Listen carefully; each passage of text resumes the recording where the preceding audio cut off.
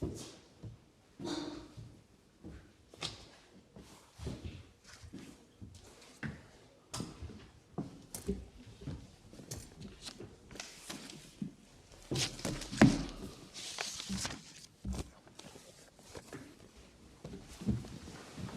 in the appeals, Belhaj and Lovell Shaw and others, and Rahmatullah and Ministry of Defence. Lord, my lady, good morning. And quite a weekend, put in mind of Lord Sumption's recent article, the English army bivouacked in the open near Maisoncelles, immediately prior to a relatively famous battle, but it hasn't quite been that. You have the cast list before you. I'm assuming my lord wouldn't like me to go through it. You also have the timetable, which I hope is acceptable. On the timetable, there has been a certain amount of messaging. We thought that we would finish at 4:15 today, and tomorrow and Wednesday start at 10:15 and finish at 4:15, and on Thursday start at 10:15, in the hope that by giving you an extra hour and a quarter, an hour and a half, I think, we could finish by midday adjournment on Thursday. It gives you slightly less time between you, and if it's not possible, then it's not possible. But that's what we thought we'd do. Okay. So it's, from now on, it's 10:15 to 4:15. We'll work towards that and see if we can, I'm sure we can. Thank you very much. Between us.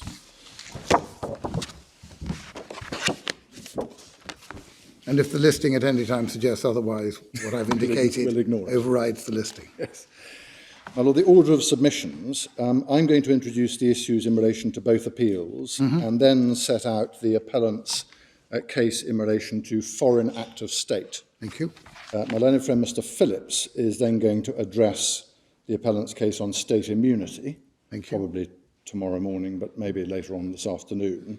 And then I'm afraid it's a bit ping-pongy, but I'm going to return to address the Article 6 issues in relation to both state immunity and foreign act of state. And as I understand it, my learned friends are going to address the issues with Mr. Hermer addressing foreign act of state and Ms. Kaufman addressing state immunity and Article 6.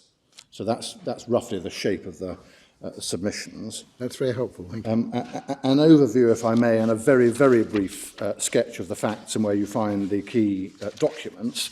And then I'm going to launch straight in, if I may, to foreign act of state, the basic propositions, the limitations, the conception of it, if it exists, and all of that. Yes, and we as you'll appreciate, we have had the opportunity and have taken advantage of the opportunity of reading the written cases and the decisions of the courts below. My lord, that's very helpful. I was assuming that was the position and have done the submissions accordingly. So I hope the overview can be very brief.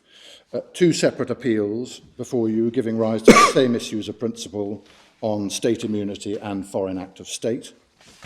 Both appeals come before the court by way of preliminary issues. They fall, therefore, to be addressed by reference to the respondent's particulars of claim. And the court will appreciate, but it's nevertheless important to emphasise it, I do it only once, not least in fairness to the individual appellants, that these are, as the Court of Appeal noted in the Belhaj case at paragraph 7, quote, no more at this stage than allegations. Of course.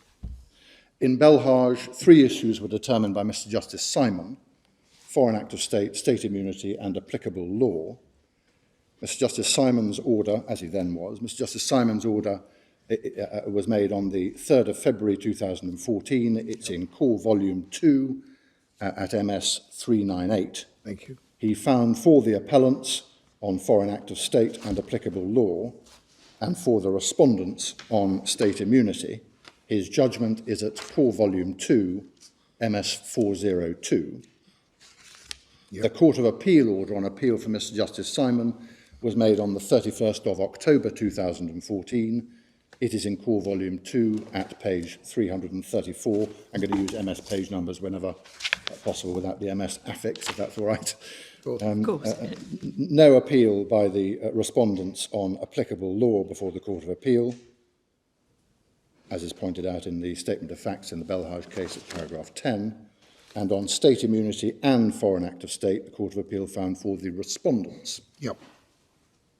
The reported weekly law reports at this stage version of the Court of Appeal judgment is, I'm afraid, in bundle 30, of the authorities. Apologies for the number of authorities you have. Bundle 30, tab 236, supplemental MS page number 3. They granted permission to appeal on Foreign Act of State, and the Supreme Court granted permission to appeal a little later in December 2014 on state immunity. Yeah.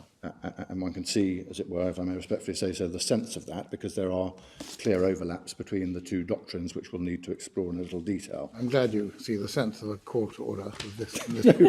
Yep, thank you. I meant no disrespect by doing that, but Rahmatullah, 3 issues determined by Mr. Justice Leggett, 2 of which concern us. Foreign Act of State and state immunity. He also determined issues in relation to the domestic version, Crown Act of State, but that doesn't arise on this appeal. His judgment is in Core Volume 2 at page 954, and it addressed both Mr. Rahmatullah's civil claim. This is, you will recall, the same Mr. Rahmatullah who has already been to the Supreme Court on the habeas claim, which I know members of the court, both here and in the Court of Appeal, as far as the President was concerned, will recall. Mr. Rahmatullah's civil claim, 3 test cases from the Iraqi civilian litigation, and there are, as he noted at paragraph 10, many hundreds of claims in that respect, and judicial reviews. Mr. Rahmatullah's judicial review claim is also one of many, and as Mr. Justice Leggett noted, there were at least, even at the stage of his judgment, 1,230 of those. That has since risen quite significantly as a number. Mr. Justice Leggett heard submissions and wrote a draft judgment, as he records, before the Court of Appeal judgment in Belhaj, but he hadn't yet finalised it, and he eventually gave judgment after the Court of Appeal judgment had been handed down in Belhaj. His order was made on the 21st of November 2014. It's to be found at CV2, Core Volume 2, page 948. He found for the respondents on Foreign Act of State and state immunity, and for the appellants on Crown Act of State, the domestic version. As I say, the court is not concerned in this appeal with Crown Act of State. No. The respondents' appeal on that was heard by the Court of Appeal together in the Sardar Mohammed case, which is, I think, to be heard by the Supreme Court at some point. Mr. Justice Leggett, however, granted a leapfrog certificate in relation to Foreign Act of State and state immunity in Rahmatullah, and the Supreme Court then granted permission to appeal on those 2 issues in June, Core Volume 1, page 86. There is no applicable law issue in Rahmatullah because the respondents accept that they need to plead their claim by reference to the relevant foreign laws, in that case Iraq, Iraqi law and Afghan law. See the Statement of Facts and Issues, paragraph 9.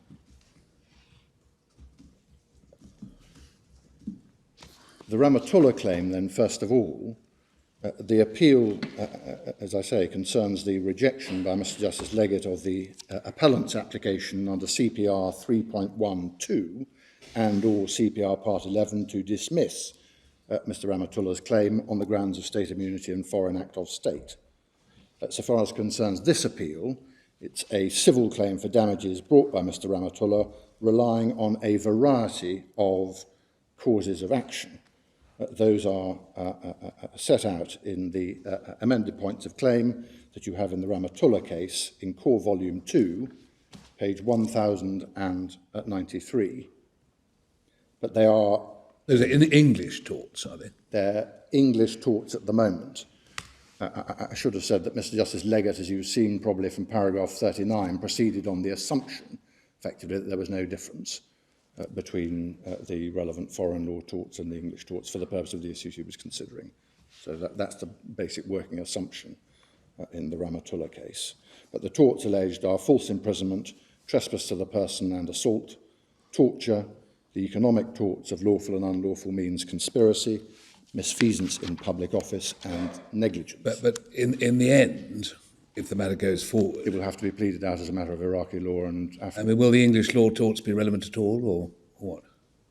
Well, hard to see. If the proper law of the tort is the foreign law, which I think it's now accepted on all sides, it will be. So can we forget about them, or simply assume?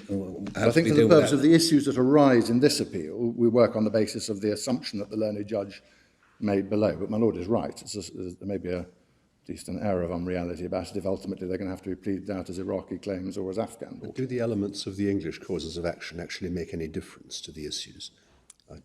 I'm not sure they do for the purpose of this. Didn't seem so. Which is why I think Mr. Justice Leggett in para 39 was prepared to proceed on the assumption that he did. And likewise, I take it that the proper law of the tort would determine the question what degree of participation is required to make somebody liable for something primarily done by someone else. That must follow as well. That must follow as well.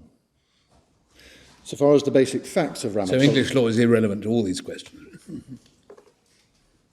Substantive English law is likely to be irrelevant to all of these questions ultimately. Mr. Rahmatullah was suspected to be a member of an organisation prescribed at the time called Lashkar-e-Taiba.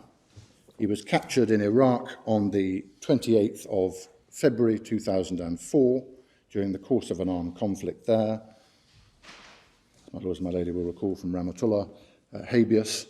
The UK and the US were occupying powers in Iraq at that stage, again, as you will recall. He was, and perhaps this is a bit more relevant so far as we're concerned, he was in UK custody very, very briefly for less than a day, and he was then transferred into US detention. His capture even was part of a joint operation, but that needn't detain us for very long. But he was then transferred into US detention. He was initially held by the US in Iraq, and then I think at the end of March 2004 was transferred to Afghanistan, where he continued to be detained by the US for 10 years, being released only in June 2014. I think in the last month or so he was moved from Afghanistan to Pakistan from where he was released. 10 years, effectively, in the entire period of his detention and everything that happened to him during that time in US detention and custody.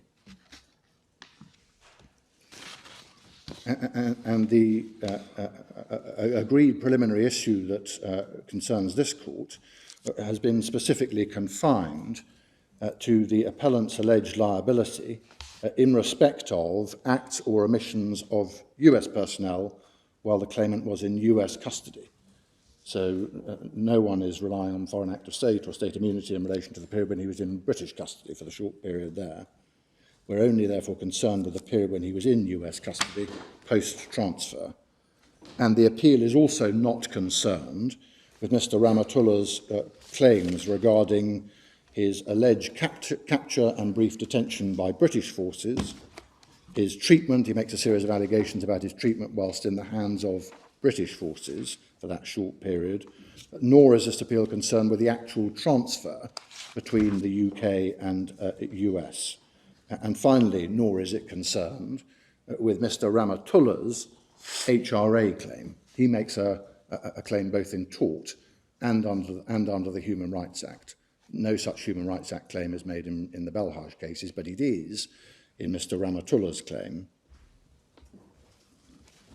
And it is perhaps to be noted, at least as significant to his HRA claim, insofar as it relates to the period post-transfer to the US, that in a separate and related strand of litigation, well, Mr. Justice Leggett is the designated judge, so he has endless issues of interest arising as a result of the Iraq conflict before him. One of those judgments was given in a case called Al-Sadoun, and in the Al-Sadoun case, don't invite you to turn it up now, but it's in Bundle 2 of the Authorities tab 19, starting at MS 2127, at para 136 of Mr. Justice Leggett's Al-Sadoun judgment, he held that for the period during which Mr. Rahmatullah was detained by the Americans, he was outside the jurisdiction of the United Kingdom for the purpose of the ECHR.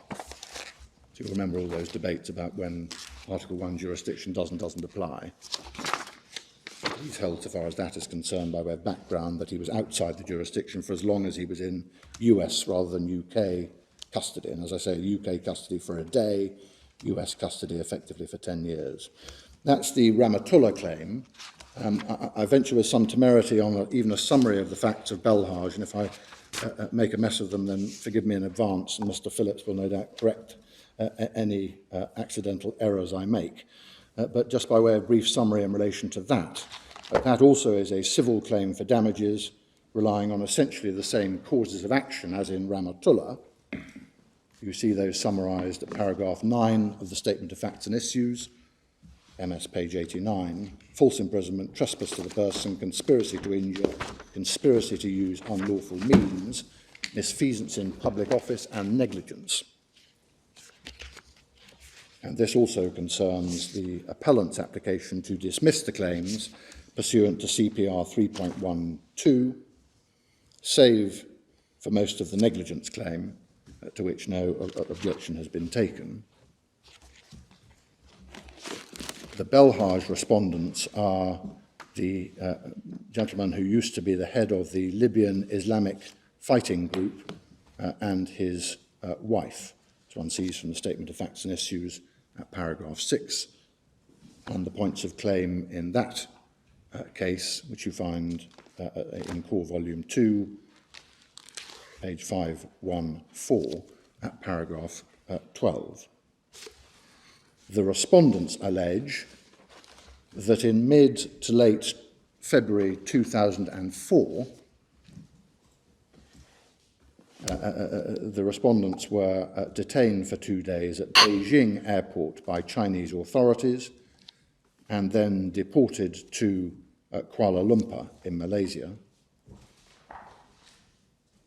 The position of China was addressed by Mr. Justice Simon in the Court of Appeal, but the respondents have now said it was recorded in the Statement of Facts and Issues, that no allegation is based on this, that's the Chinese detention or transfer.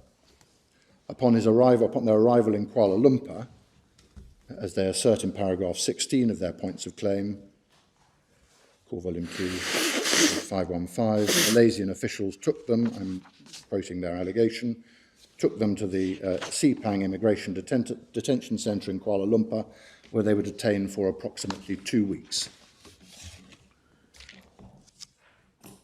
Malaysian officials then allowed them to board a flight to the UK via Bangkok. They then alleged that they were unlawfully detained by Thai authorities in Bangkok and then by US officials in Bangkok. They said they were unlawfully detained and transferred from Thailand to Libya on board a US-registered aircraft by US officials and were then unlawfully detained by Libyan officials in Libya. The second respondent says that she was detained there until the 21st of June 2004, and the first respondent says that he was released on the 23rd of March 2010. They both alleged they suffered mistreatment amounting to torture whilst held by US and Libyan officials. Unlike in Rahmatullah, it is not alleged by either of them that they were ever in UK custody.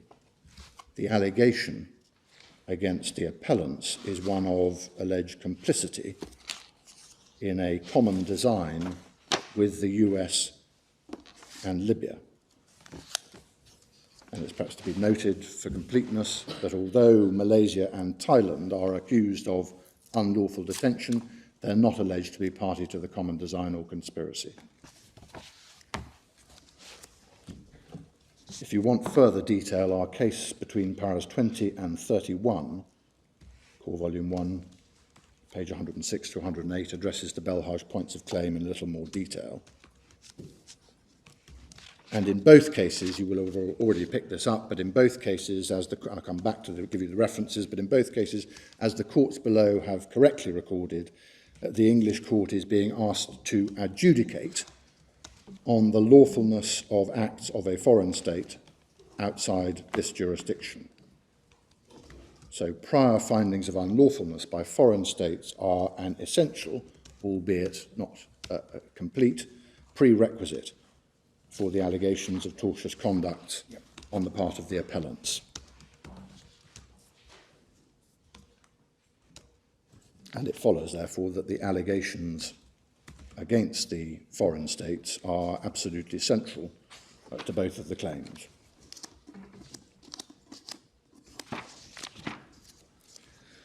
My lords, my lady, with that brief introduction, you've had plenty in writing from all sides, but I hope that this gives you a flavour of the facts, and for those who are listening, gives a flavour of the facts. Foreign act of state, can I move to that? How far can we assume that the facts are that the British government, insofar as it was involved at all, is alleged to have been involved in an ancillary way? Is that part of your case? Is that an important part of your case or not? My lord, I'm not sure it is an integral part of the case. We do, of course, say that we're involved in an ancillary way, but at the moment, given their preliminary issues, you have to take the facts, as it were, assumed from the pleadings. So far as we are concerned, therefore, the issues of principle will arise either way. Of course, there's nothing to prevent, and I'll come back to the point a little bit later in answer to the point that's made against us in the Court of Appeal in Belhaj, amongst other places, that if foreign act of state runs here, that would lead in effect to a lack of accountability on the part of UK authorities. But so far as it's alleged that we were the primary actors in any of this, then that allegation can continue to be made. So you have to meet that. So if you, I mean, is the case that if you were the sole actors, then you wouldn't have any of the defences you rely on? If we were the sole actors. Yes. Exactly. If you were, therefore, involved, or if you involved one other foreign state, at least in respect of activities in its territory, that makes all the difference. It makes all the difference if the court actually has to rule. I don't want to jump too far ahead, because we get to that knotty set of issues around Lord Wilberforce in Butte saying ancillary or essential at the heart of the case, and we get in directly into the Kirkpatrick exception and Justice Scalia in Kirkpatrick and the way that that's been transposed into domestic law. So one gets onto the fringes of that. But again, without jumping too far ahead, you will recall, no doubt, having read the Kirkpatrick case, that whatever else Justice Scalia decided in that case, it was absolutely clear that on the distinction that he was drawing there, that if the position was that it was essential to the cause of action that was being alleged in domestic law to rule on the lawfulness of the acts of the foreign state, you were on, from our perspective, the right side of the line. But I mean, there is a set of issues around both ancillary and at the heart of. I mean, that would be an alternative analysis, a fallback. Your case is that this is ancillary, and if it were to be viewed as such, it might, I suppose, in theory, make a difference. It might make a difference. Well, the allegation is that it was ancillary, isn't it? The allegation made against you is that it was ancillary. Yes. They say that British government organisations made it possible for the United States and these other countries to do these things. Yes. I mean, one can test it by reference to the Rahmatullah fact. It's not very difficult to see why they have to do that. Yeah. Because for all apart from a single day, all of the ill treatment, all of the detention, everything that happened to Mr. Rahmatullah was happening at the hands of the US. Yes, Rahmatullah is a clearer case in that respect. It is, a bit more blurred in Belhaj. Because in Belhaj, there are communications which are pleaded which could suggest that the British government initiated something. That is so, and there may be issues of division in relation to the more complicated facts there. But again, fundamentally, in relation to the Belhaj case, it is not alleged that the UK did the ill treatment, if I can put it that way simplistically. The allegation at base is that intelligence or information was provided. That's the reason why. There was nothing intrinsically wrong in what the British did if you just say they provided information. What he said to give rise to the claim is wrongful acts by another state. That's the point. Yes, exactly so. And what is said to be wrong about the British provision of information is what? Namely, that when it was given, it was anticipated that it might, or should have been anticipated that it might lead to certain results. Yes, and that's why you've seen some of the debate in the pleadings, including in particular in our response, our written response. That's why we drift very quickly into, although no one is making the actual pleading, but we've drifted into arguments surrounding Article 16 of the International Law Commission articles about state responsibility and what would need to be established, in effect, on the international plane for a state to be held responsible in that sort of situation. So one gets very quickly into the territory occupied convincingly by Professor James Crawford and others on the meaning and effect of Article 16 of those International Law Commission articles. Do you need to establish actual knowledge? What is the test for engagement of state responsibility? Yes. As I say, we've gone into those sorts of issues pretty much by way of a sidewind, because no one here is pleading, as it were, and nor could they perhaps, an international law cause of action. Certainly so far as Belhaj is concerned, they're not even pleading a Human Rights Act claim. They're simply pleading a tortious claim. But my Lord the President is right. Ultimately, the facts are, and my Lord the assumption is right, ultimately the facts are that we are liable on an ancillary basis. Yeah. I was going to launch straight into the basic propositions in relation to foreign act of state, if I may. And what I'm going to do is to start, and I'll have to develop some of the themes, but I'm going to start, before going to some of the cases, by trying to outline the basic propositions of principle that we say the case is established, and then I'm going to explore a couple of the cases, if I may. But Thank you. I've tried to make the selection as minimal as possible, given the time. But the basic propositions, if I can give you them first. Now, are these set out in your case? They are, but again, reading over the weekend, one always has to cast them slightly differently, because So, if we were looking at the equivalence in your case, where would we my find? Lord, can I leave it this way? Can I give you the propositions, and then You can certainly do that as long as you put it on a piece of paper I later. will put it on a piece of paper and try and link it back so far as I'm able to the paragraphs in our case. Otherwise, we have, if we all set understand. out here, then, I understand. yes. There aren't too many of them. Thank you. My submission at base is that the common law principle of foreign act of state applies where the domestic court is being invited to examine and determine the lawfulness of an act of a foreign state made in the exercise of that state's sovereign governmental authority.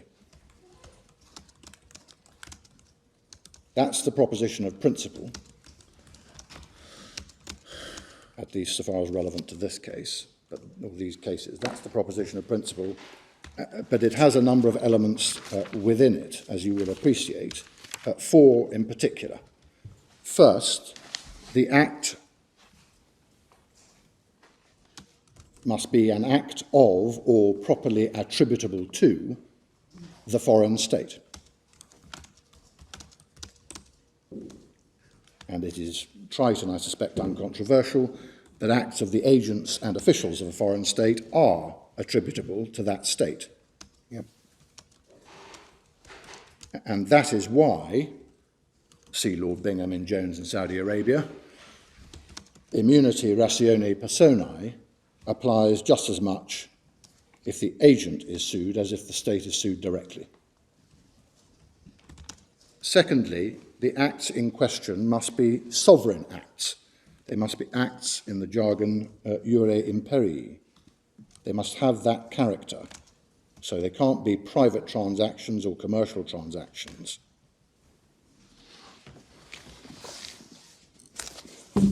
Our submission will be that they plainly have that character here,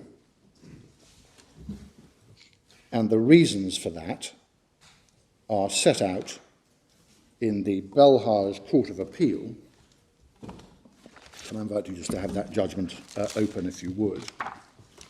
I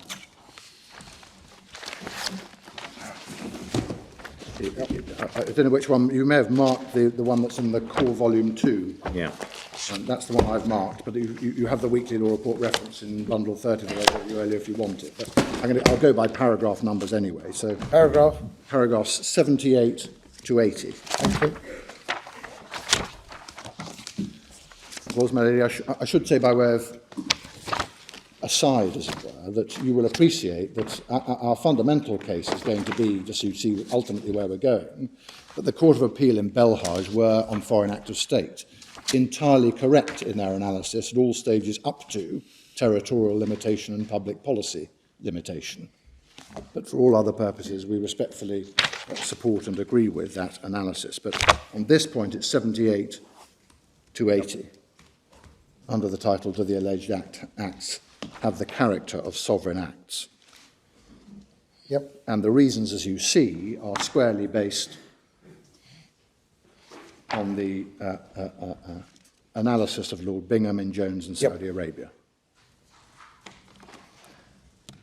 And they are sovereign acts, it's perhaps worth emphasising, even though, and this was the point in Jones and Saudi Arabia, even though the allegation is of the most serious possible kind, in other words, torture. I mean, the only alternative would it commercial acts? Is that the other side of the coin here? That private or commercial would be the other side of the coin. So far as the state is concerned, it's pretty much commercial. Yes.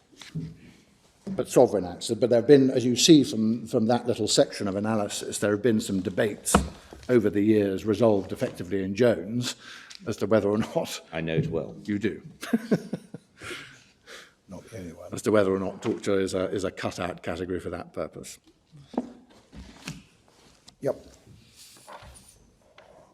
And it's perhaps also worth noting here, and I'll come back to it, that a sovereign act can, of course, maintain and will, of course, maintain that character, if I can put it this way, irrespective of geography. Is that the third point? No, that's still part of the second. Okay, So you couldn't sue State Jones, you couldn't sue Saudi Arabia or its agents for a sovereign act committed in the UAE. Understand. Just pausing there, having regard to those first... Again, you couldn't sue them. No. Because why couldn't Because it would be immunity ratione personae. The State Immunity Act would preclude it. And the character of the act as sovereign would not be affected by the fact that it occurred in the UAE as opposed to anywhere else. But just pausing there in relation to those first two propositions, if they are in play, as we respectfully submit they plainly are with the allegations here, it would be impermissible on the basis of state immunity, for all the reasons that underpin that immunity, to sue either the state directly or its officials or agents. That was below and remains common ground. See the Belhaj Court of Appeal at paragraph 36. Now, the principle of foreign act of state is not coincident with immunity, but it plainly has close links to it, as is already evident. And we respectfully agree with the Belhaj Court of Appeal when they noted that immunity and foreign act of state, this is their paragraph 48, were, quote, closely linked and share common rationale. Do you submit that the foreign act of state principle is based on international law? Because the state immunity manifestly is. State immunity manifestly is. I think my answer to that is that it is, and I'm going to come to this directly when I deal with the rationale, it is fundamentally underpinned by a principle that international law holds thoroughly dear, namely the principle of sovereign equality. And I'm going to come to that directly, if I may. Dr. Mann expressed the view that foreign state immunity is a pure creation of Anglo-American common law, which has no equivalent in any non-common law jurisdictions. Are you in a position to either confirm or deny that? Well, my lord, I'll come to it. I can't. There is, I think, an article Conforti is coming to my mind, but an article which suggests that that conception, which I think has been commented on by a number of people, is not actually entirely accurate. Whether it extends beyond the Commonwealth world into some civil law jurisdiction, I'm not entirely sure, but there is at least some suggestion to that. I'll come to the reference in due course if I may. But it may also be a question that has to be approached with at least a little caution, because there may also be some suggestion that even though the civil law jurisdictions do not have something which is called exactly the same thing, they reach the same terminus by a slightly different route of principle. So there is a question about that as well. You're going to submit that they do, is that right? I'm going to submit that it's at least doubtful, I don't need to go further than this, it's at least doubtful whether this is a principle which is restricted to that. But I think if my Lord was asking me the question, is foreign act of state required by international law, yes, which was a question addressed in some of the American authorities, in particular Sabatino. Remember, there's a again, one may need to be a little cautious with it, but there's at least a paragraph in Sabatino where they say it doesn't depend upon international law. But that paragraph needs to be read a little carefully, perhaps, because I'm not entirely sure it's standing as authority for the proposition for which it's sometimes quoted. So your case is what it is, alternatively it isn't? My Lord, my proposition is that it is not required by international law, in the sense that unless a municipal court gave effect to it, it would be in breach of international law, which I suspect was the point being made in that paragraph in Sabatino. But it is nevertheless based on principles which international law hold dear, including in particular sovereign equality, as I'm going to come to. So not required by, but reflecting is the way I would answer the question. Some of the US cases indicate that its basis is the separation of powers. In America. In America. I rather take it from a footnote in your case that you do not submit that that is the basis of it in England. The temptation was almost irresistible, but no, you're right. You're right. I mean, the reason I interposed to say what I did was because, as you are aware, in this jurisdiction, there is a doctrine of restraint, judicial restraint, that applies when entering the territory or purporting to enter the territory of the state's management of foreign affairs. I'm really not going to go back on that line of cases. We considered them at considerable length in the Rahmatullah litigation, and they will be well known to my lords and my lady.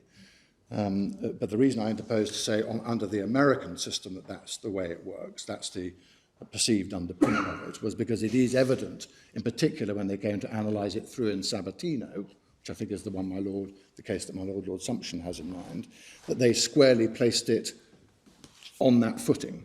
But they placed it on that footing in particular because, which is no doubt why Lord Wilberforce in Butes was as cautious as he was about that line of case law, they placed it on that footing precisely because of their constitutional arrangements and setup, with the very clear division of responsibility worked through in the way that they worked it through on their constitutional settlement in America as to the constitutional responsibility for foreign affairs. They have a very strong back-off doctrine, if I could put it that way, in relation to the judicial encroachment into the management of foreign affairs and decisions relating to it. So one needs to be a little cautious. My Lord is entirely right that that's the conception in America, but it's a conception which is, I respectfully submit, squarely founded upon the constitutional settlement in America, as one sees clearly from the Sabatino case.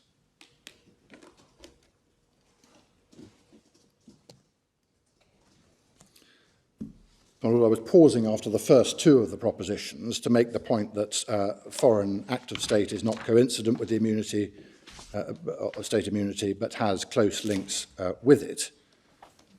And we can see, or we will see in a moment, that it shares a very similar rationale. And ultimately, we respectfully submit that, as has been acknowledged, foreign act of state, if one is conceiving of it as a principle, sits beyond state immunity, but is designed, if I can put it this way, to borrow language inappropriately from Brind, it's designed to protect against, in effect, the court doing by the back door that which it can't do by the front.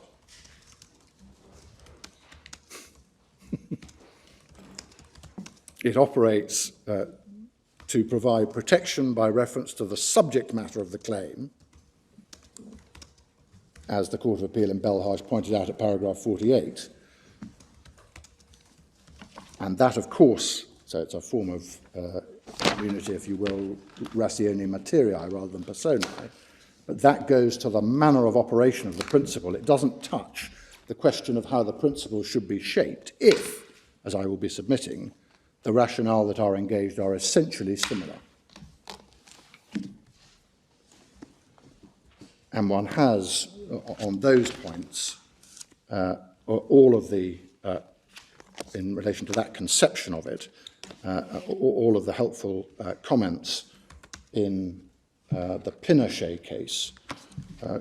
Perhaps the easiest way of getting them together is to go to UKOS in the Court of Appeal, where the two quotes that I want for this purpose are from Lord Millett and Lord Phillips are collected. So UKOS is, I think, in the core, it's volume 1, tab 3 of the authorities, if you're electronic 1588. Are we still on your point 3? We're still on point 2. We haven't even got to point Point 3. 2? We're still on point 2. I was pausing on point 2 to... I thought there was a point 3 about not being able to sue the foreign state or its agents here, but there we go. I thought that was point 3, but then... Well, call it point Right, 2. I will cross out 3. Compromises 2A. Well, the only reason I was pausing was because I was seeking to draw certain conclusions from 1 and 2. I appreciate what you're doing. Yeah. I just wanted to get my notes right. My lady, I'm sorry, I was confused on it. UKOS, which page? Yeah, so the paragraphs we want for this purpose are 53 and 54.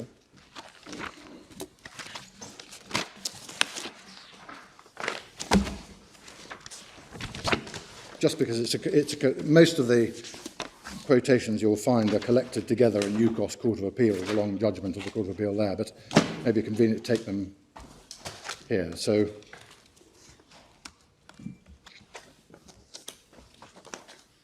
you'll see the basic conceptions being the same. See paragraph 3 for Lord Millett's quote, and then Lord Phillips at 54. Yeah. I'm not going to read them out unless you'd like me to. Thank you, no.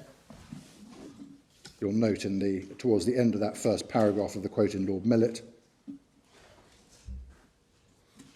Yes. describing immunity ratione materiae. It's an immunity from the civil and criminal jurisdiction of a foreign national court, but only in respect of governmental or official acts. The exercise of authority by the military and security forces of the state is the paradigm example of such conduct. The immunity finds its rationale in the equality of sovereign states and the doctrine of non-interference in the internal affairs of other states. So twin rationale, both non-interference in internal affairs and sovereign equality, and the paradigm example being identified. And then Lord Phillips in Pinochet as well. This is the point I've just made about foreign act of state sitting outside and beyond state immunity, but designed to achieve the same purpose. See the final sentence or two in that quote by B on page 1612, where a state is not directly or indirectly impeded in the litigation, so that no issue of state immunity as such arises. The English and American courts have nonetheless, as a matter of judicial restraint, held themselves not competent. Yeah. And so here, we, in relation to those allegations, do not, or the foreign states here are not directly sued, their agents are not directly sued, there is no claim for money from them. But the court is not merely being invited to determine if the acts alleged occurred, which might be thought would be thoroughly controversial in its own right, but here the court has to rule, as all the courts below, and I'll come back to this point, indicated, on the lawfulness of those actions if they took place. That's the actions of the foreign state. And that is, we respectfully submit, doing indirectly, to use the adverb loosely, doing indirectly precisely that which the immunity principles, based on the same rationales, would preclude doing directly. That's my back door, front door point.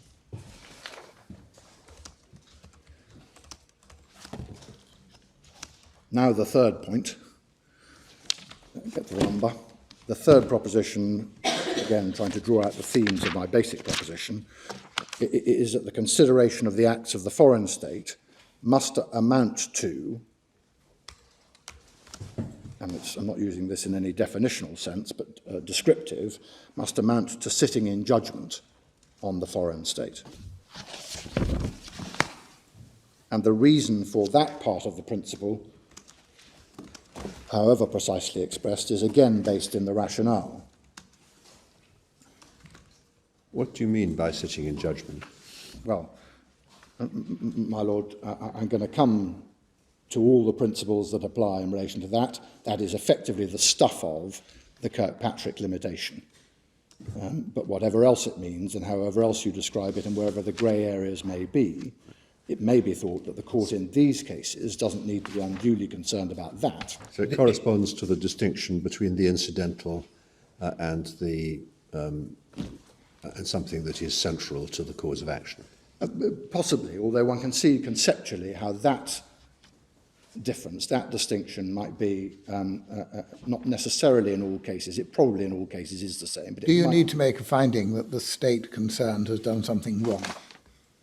That's really the issue, is it? My Lord, you would have to do that. Yes, but there are some cases that the line becomes blurred at certain points, because there are some cases that question, in particular Kirkpatrick itself, where the allegation was of, they were trying to impugn the contract, and the allegation was of bribery to the Nigerian officials. The bribery was seen as a fact. It was irrelevant to the cause of action. Yes. Whether it was wrong or not, though no doubt anyone drawing their own conclusions would have only been able to draw one. Exactly so. But you say we don't need to worry about it. I say you don't need to worry about that because you've got the paradigm example. You've got actual ruling as an essential part of the cause of action on the lawfulness. But the only reason I paused a little is because one can see a potential conceptual difference, and it may well be that the facts of Kirkpatrick itself aren't a bad illustration of the difference between a distinction on the one hand between ancillary and at the heart of, and on the other hand a distinction between having to rule on lawfulness and not. And it might be thought that... So if you're suing on a common, if the claimant is suing on a common design basis, and if the common design is entered into, say, within the United Kingdom, but in relation to events in Iraq or Afghanistan or wherever, how would that fit in? Well, if you would then have to rule on, as an integral part of the cause of action, see fish and fish, or whatever that line of authority was, if you would have to rule as an essential part of the cause of action on unlawfulness by a foreign state, you are squarely within the principle, is my submission. That's your point. Right or wrong. And that's why we don't need to worry about the fuzzy. Not unduly. I'll come back to it because Kirkpatrick is still live, as it were, as a point. But my short answer to it is that however difficult it may be in other cases where you don't necessarily technically have to rule on the lawfulness of the conduct of the foreign state, here we are squarely within it. Yep. Mr. Eady, of course, the claimants have got to prove their very, very serious assertions about what has happened to them. But if they do, how realistic is it to consider that there will be a need for a great inquiry into the lawfulness of what happened to them? The prohibition on torture is a matter of jus cogens. I should have thought the same probably would apply to unlawful rendition and arbitrary detention for many years. So at some stage in your submissions, will you come on to whether, looking at it realistically, there is any need to look at lawfulness other than to say, if they prove their case, of course it's unlawful by all norms. My Lord, I will come to that, but just to flag the answer that will be given, my submission is going to be that even if my Lord is right about the reality of the jump from fact to law, all that serves to demonstrate is that you are squarely within the doctrine for the different reason. If it is so obvious, once you've proved the fact that would be unlawful, that is, as it were, the paradigm example. And so I don't give up the proposition that the principle which I invite the court to espouse would cover things beyond mere pure technical findings of unlawfulness, that if the proof of the facts carries with it necessarily that legal stigma, for the very reasons that my law gives, I say that supports my case because it just simply indicates what the reach of it should be. You say that any finding by a court of unlawfulness against a foreign state is barred, and that applies whether the finding is difficult to make or easy to make. Yes, I do. Is that true in a criminal case? I mean, if the conspiracy was charged as a crime but all the events took place, the agreement being made within the jurisdiction, say, and then all the events took place in Afghanistan, then this whole doctrine wouldn't apply, would it? Or would it?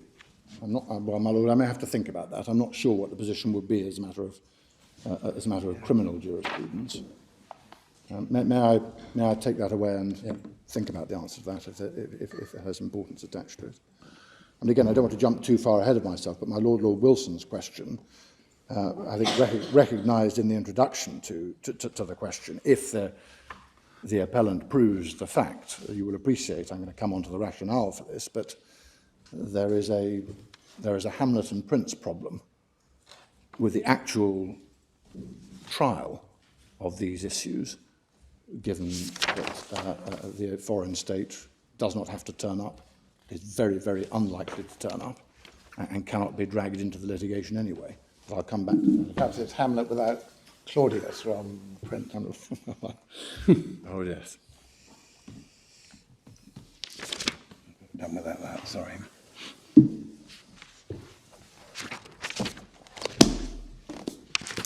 My lord, on this point about sitting in judgment, again, I'll come back to it, but the short and basic position in relation to that analysis is that we respectfully agree, if you've still got the Court of Appeal's judgment in Belhaj open, and it comes directly to my Lord Sumption's point about what do you mean by sitting in judgment, the way that the Court of Appeal approached that, you see from paragraph 74 of the Court of Appeal in Belhaj, adopting, in effect, paragraph 110 of the UKSC judgment in the Court of Appeal. Yeah.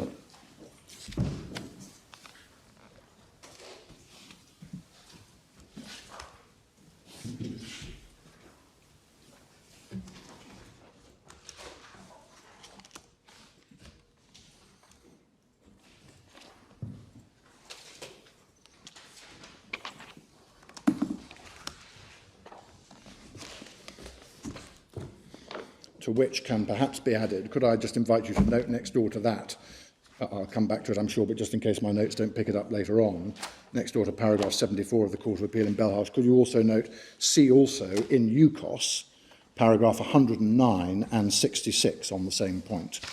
110 really needs to be read by 109. Thank you. And what the courts have done in terms of assessing whether wrongdoing is charged and would have to be ruled on effectively is to adopt a realistic approach to that issue. And we see that perhaps as clearly as anywhere from the Noor Khan case, 23 of volume 3, but I invite you to take that up, Authorities 3, tab 23, MS 2326. Sorry, tab 23. Tab 23 of Authorities Volume 3, MS 2326.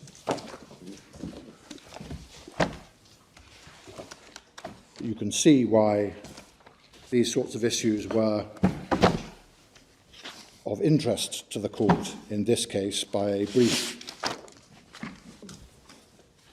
eye being cast down the head note, if you would, on 2326, just to give you the context of it.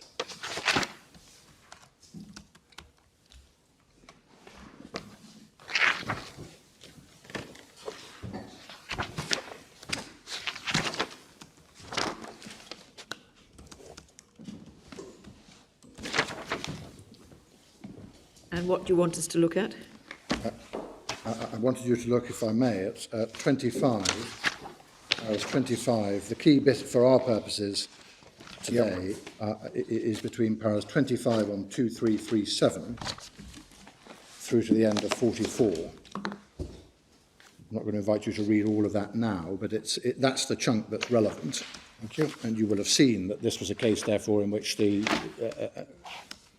claimant was seeking a declaration that the provision of intelligence, locational intelligence in that respect, it was alleged by GCHQ to the Americans for the purpose of facilitating an American drone strike in Waziristan. So it's a foreign state acting abroad to commit on the allegations there made, none of which were either confirmed or denied for obvious reasons. But the allegations were American drone strike in Waziristan facilitated by the provision of locational intelligence from the United Kingdom. And the court declined to allow the claim for a declaration of unlawfulness to proceed.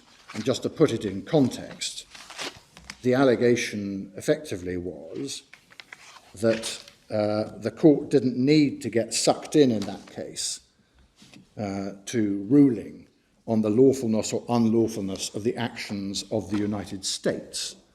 And that was because of an incredibly complicated interpretation of the relevant criminal legislation that governed it, which effectively deemed the foreign actor to be acting as if it was a UK citizen, effectively. So there was that complication. That was the way in which my learned friend Mr. Chamberlain, who was arguing it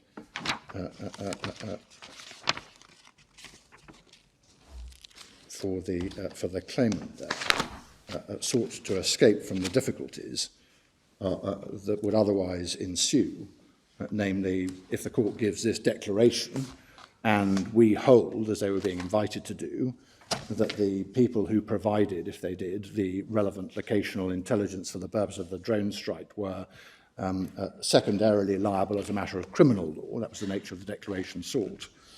It necessarily follows, or it would necessarily follow, if the court were to declare that the primary actor committed murder. And the primary actor for this purpose was the United States on the allegations launching the drone strike. But you see the reasoning of the court starting at 25, and you see what was common ground in that case, which is why my learned friend Mr. Chamberlain developed the argument as he did. It's common ground that our court will not decide whether the drone strikes committed by the US officials are lawful. Lord Justice Moses stated the principle correctly in his judgment, and you see the various references to Underhill and Hernandez, Butts, Jones, Kuwait, all the usual authorities, and you see the propositions of principle that are advanced, and a consideration of UKOS, a consideration of Utgen into the American cases in para 27. Yep. All subject to an exceptional circumstances defence or exception. In para 28? Paragraph 28. Yeah. Yes, but again, I don't want to jump ahead in the argument, but note how that's expressed. On such exceptions as it will not apply to foreign acts of state which are in breach of clearly established rules of international law, contrary to English principle of public policy, as well as a grave infringement of human rights. And so the question will be,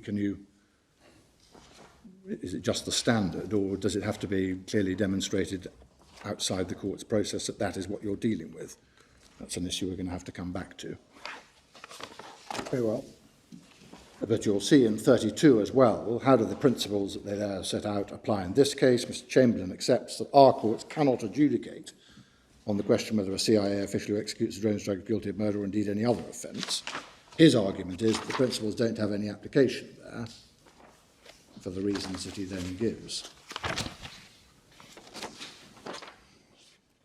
And as I say, that's the construction of the domestic legislation was the way he sought to escape from the coils of it. But the reason I go to this case at this stage is because what then follows by way of analysis between 34 and 44 is an approach which can be summarised as saying that the courts will look to the reality of it. They effectively accepted that the applying the technical approach to the legislation, you could do all the deeming that America wasn't America and we wouldn't find them that they were guilty of murder. But the reality, said the court, is that that is the way that they will perceive it, and that is the way that everyone else operating realistically will perceive it. Very well. And you see, just by way of note, in case we have to come back to it, can I scotch it now, as it were, you'll see the reference to and the treatment of the Rahmatullah case, the Rahmatullah habeas case, in 39 to 41.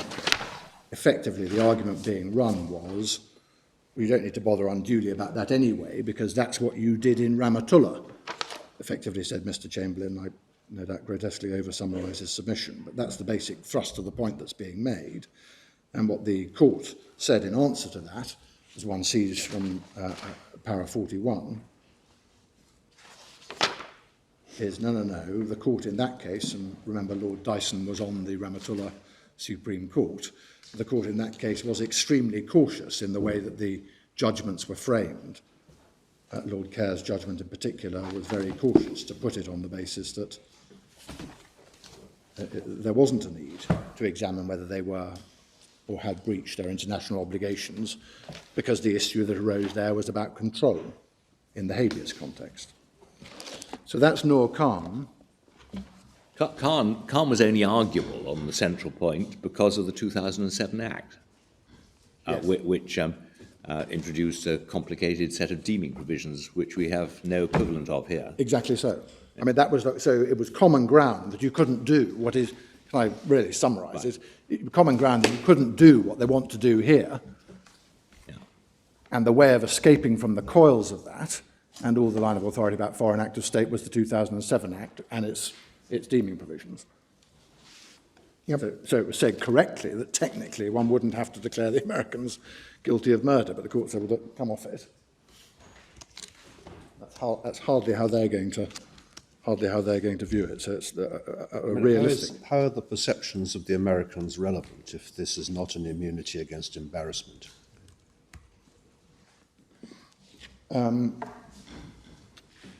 Well, my lord, I think it's not an immunity against.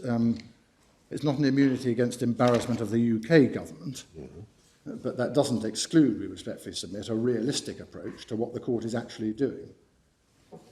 And if one is into the territory of sovereign equality and all of that, then in my respectful submission, it can't be dismissed as being irrelevant to take a realistic view as to how foreign states would perceive the conduct of British courts. So criticising or embarrassing foreign governments is within the scope of the principle for which you're contending. I don't need to go as far as that, because I say here, for reasons I've already indicated, that there's a ruling on lawfulness. Yeah. Okay. I simply put down the market. Maybe that next time we meet, it'll be an argument of rather more difficulty on that from that perspective. But the realistic approach was, we respectfully submit, a correct one. So that's the. I said that here it's clear. I'd better just give you the reference to that. Could you go back into the Court of Appeal judgment in Belhaj? Yep. I mentioned fish and fish. Do you remember? That's the 75. joint responsibility. That's 75. Yep. And then the key paragraph for this purpose is 76. Thank you.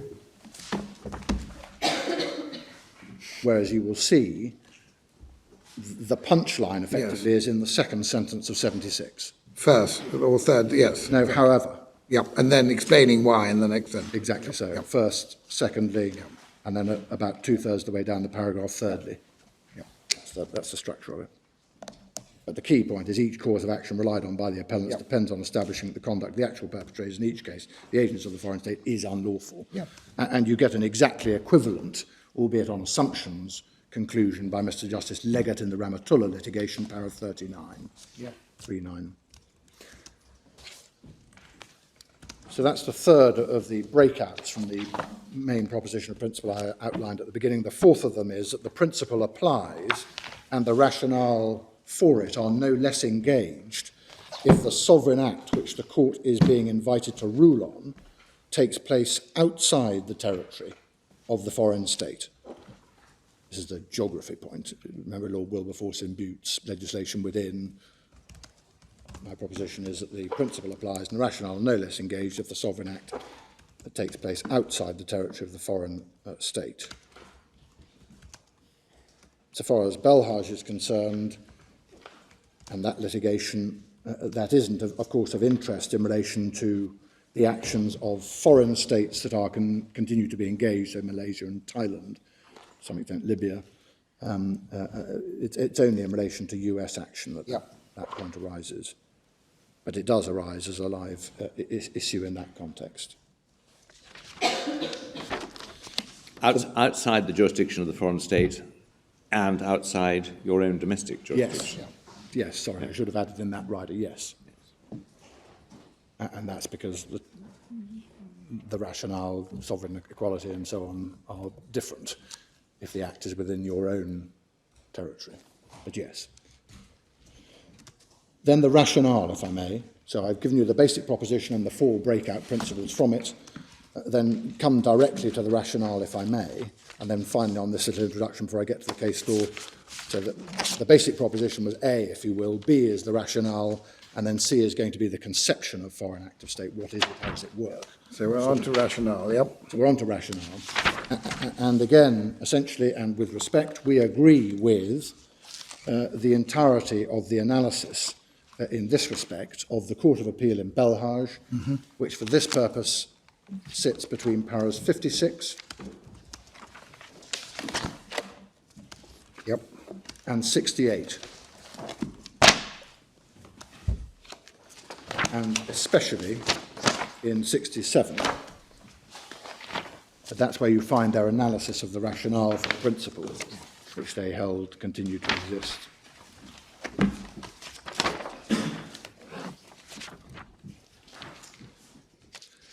And there are 3, it might be thought, there are 3, I was about to say linked rationale, but they are perhaps all strands of the same rationale. But one can at least analyse 3 different aspects when considering the rationale of a foreign act of state.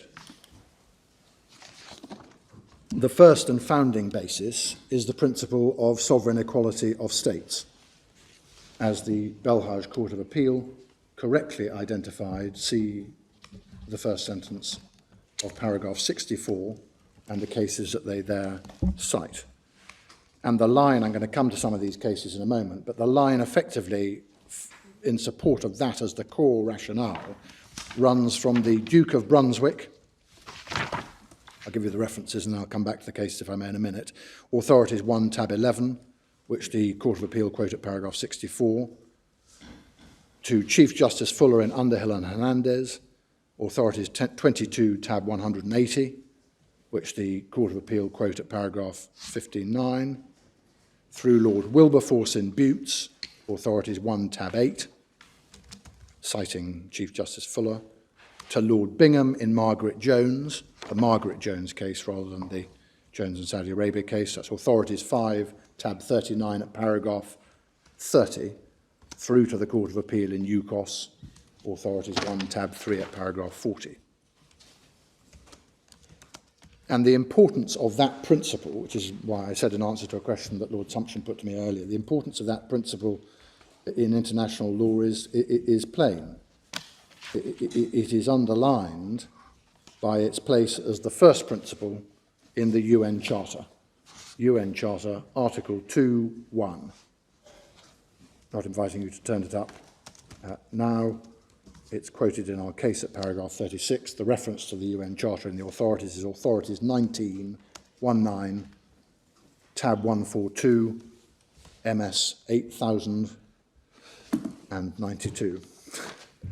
I can't keep apologising for the page numbers, but can you take the apology as read consistently? And the principle is that all sovereign states, the principle that all sovereign states are equal is, as it was put in the jurisdictional immunities case, one of the most fundamental principles of the international order. The ICJ's decision in jurisdictional immunities, para 57, bundle 12, tab 98, MS 5718. Yep. And moreover, Well, the why link- does it link up with the Act of State principle? Just in crisp passage in the Court of Appeal, where do they say? the UN Charter point. No, sorry, the principle of sovereign equality of states. What is the reasoning which links it up with the Foreign Act of State doctrine? It's effectively that one, if I can explain what I understand to be the rationale, it's that the courts of a country are treated for international legal purposes as being emanations of the state. And the theory, I think, is that if you, as a court, set yourself up in the United Kingdom in judgment over the sovereign acts of a foreign state, you are effectively placing the UK, of which you're an emanation, above. So it creates the imbalance to the equality. That, I think, is the theory. But the reference to there being high authority, placing it firmly on the basis of sovereign equality of states, 64 of the Court of Appeal in Belhaj. Lord Chancellor. Yep. Yeah, Yep. that's Lord Tottenham, I think, in Duke of Brunswick. We'll come to him. Yep. So you've got the UN Charter backing it up. You've got sovereign equality of states, referred to by the ICJ as one of the most fundamental principles of the international legal order. And you've got, I took you to it already, Lord Millett in the Pinochet case. Do you remember the quotation at para 53 of UKOS? Linking, effectively, foreign act of state and state immunity ratione materia. It's a form of... Does it depend how odious the state is? How odious the foreign state Yeah. is. And if these were acts of Hitler, say, I see you'd have to bring that under some exception of public policy. Well, that's what they did in Oppenheimer and Katamol, which we'll come to. And indeed in Kuwait they did that. And in Kuwait too. But again, the debate there is not so much on the awfulness of the foreign state, or more accurately, the awfulness of the act which the foreign state committed. It is as to the clarity or otherwise that is required for that exception to be engaged. It's curious that we don't treat the courts of foreign states as an emanation of the state for the purposes of this rule, because on the Ultimo Privy Council decision followed in UKOS, we are able to, with caution, pass judgment on the probity of courts of other states. Yes, and that sits as the judicial exception or limitation to the... So it's slightly odd. I mean, principle. It is slightly odd, perhaps, but maybe it just is it's a reflection of the...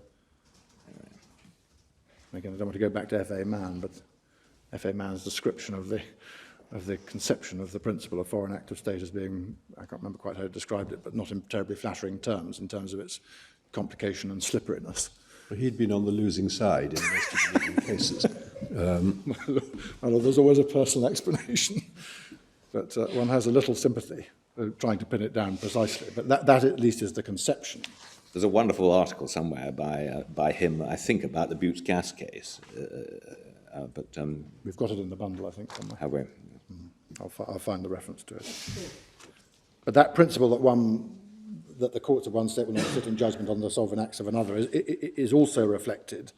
And again, I don't need perhaps to do more than refer you to our case for this purpose in international law and in the principles of the way in which international courts operate. I'm going to come back to this and take you to the East Timor case later. But just for this purpose, could I invite you to note our case at paragraph 40. Thank you.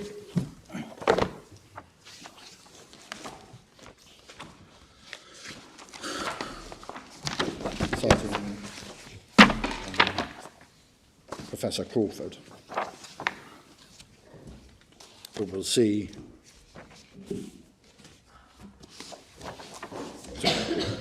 And the short point here is that we see the same reflection, the same approach of caution, not ruling on those who could claim immunity ratione personae from your jurisdiction, effectively. That same note of caution is being applied in international tribunals as well. And so we don't sit at odds with, on the contrary, we sit consistently with the way in which international courts and tribunals operate. But I'll come back to that principle if I may. So sovereign equality of states is the first of the aspects. The second of the aspects, which obviously contains a very considerable degree of overlap with the first, is that sovereign equality of states no doubt has within it an element at least of international comity. Yeah. You'll remember the famous reference of Justice Clark in Utgin, cited in almost every case since, Yeah. including being questioned, it's fair to say, in some of the American jurisprudence subsequently in Sabatino, but about imperiling amicable relations between states. And you will recall, or perhaps if you don't recall, can I remind you, back to UKOS, if you will, for the purpose of getting a quote from another case, but just because it's a helpful collection. Authorities 1, tab 3, a quote from Lord Justice Diplock, as he then was in Buck. Para 45 of UKOS, sorry, para 43 of UKOS. Thank you. On MS 1608. My lady's note. Yes. Really, the opening sentence of that is a similar reflection. And we saw it also in the Noor Khan case, paras 25 to 28 that we looked at earlier. And it's described directly, that's international comity, in UKOS itself at paragraph 65 as being one of the, I think as they put it there, one of the philosophical underpinnings of foreign act of state. Yeah. As I say, I said in answer to an earlier question, I can live entirely contentedly with this not being a principle of political embarrassment. It's based on broader notions of international respect for other sovereign states and general concerns about examining and ruling on thoroughly controversial and reputationally damaging allegations, which might explain why Lord Bingham in the Margaret Jones case, the reference to which I gave you a minute ago, para 30 of Margaret Jones, described it as a sort of area where the courts entered with the utmost circumspection, was I think the phrase that he used. So that's the second and perhaps ancillary aspect, sitting either as part of or alongside sovereign equality. But thirdly, and this may come closer to the heart of the debate we'll have to have in relation to Shergill and matters to do with Shergill and the analysis of buttes in Shergill, which I will come back to if I may. There may also be some situations, in some cases, where there is a real concern about both judicial competence, perhaps either or, judicial competence to determine the issue in question. And it's not very difficult to see why in Shergill the court took the view that it did of buttes, at least a part of buttes, judicial competence and suitability to determine the issues, but also, and it's perhaps a theme that hasn't come out as clearly in the cases but must exist, about the practicalities of all of this, about the practicalities of how a court would determine on any fair or sensible basis these sorts of serious allegations prior to having to rule on the lawfulness of the acts of a foreign state. As I say, I can perfectly happily live with the idea that there are some cases where, because the issue is essentially political, it was the full amalgam of why states carved up treaties in a particular way and power politics and all the rest of it, how all that can work. But that is only a part of it. It is part of a broader set of issues, set of underpinnings, that can be tied more directly back to sovereign equality, but are of an intensely practical ilk, where a party is positively inviting the court, because the cause of action necessarily requires him to do so, to rule on matters relating to the legality of actions of a sovereign kind by a foreign state abroad. And it won't be very difficult to see how that plays out as a set of concerns. The foreign state does not have to submit to the jurisdiction. the foreign state cannot be sued, the official cannot be sued, the foreign state is highly unlikely, and perhaps the more serious the allegation, the more unlikely it is, but the overwhelming likelihood is that the foreign state will not submit to the jurisdiction and will not, therefore, produce witnesses or evidence about matters relating to its sovereign authority and its exercise in a thoroughly controversial field where serious allegations of this kind are being made. And that does lead to an intense difficulty. And it's a difficulty which is made more rather than less acute when the scale of seriousness of the allegation moves upwards. How is the court ultimately to determine these matters? I mean, take the Rahmatullah case as an example. 1 day in British custody, 10 years in American custody, and a series of allegations that will have to be ruled on by the court as to whether or not US officials in holding centres run by America, which we were not party, in Iraq and in Afghanistan, how they operated. What did their officials do on a day-to-day basis? Did all the appalling ill treatment which is alleged occur? How is the court actually going to determine that in the real world with America absent? And that has to be the working assumption. It is not, with the greatest respect to Mr. Justice Leggett, good enough to say, in answer to that real and intense practical difficulty, well, don't worry about that. Sometimes a court has to determine issues without all the evidence from all the relevant parties. That, with the greatest respect to him, simply does not do justice to the practical difficulties that would arise in relation to actually having to rule on the sort of issues on which they will have to rule to determine the issues relating to this cause of action or these causes of action. And if I may just finish the point, it is with respect worse than that. We're going to come on to a debate in due course about whether or not, linked essentially into the Shergill reasoning and what that means, we're going to come on to a debate in due course about whether or not foreign act of state can have any real application in a context where the claim is a claim that is made as of right. The difficulty, of course, that you will appreciate on the point that I'm now on is this.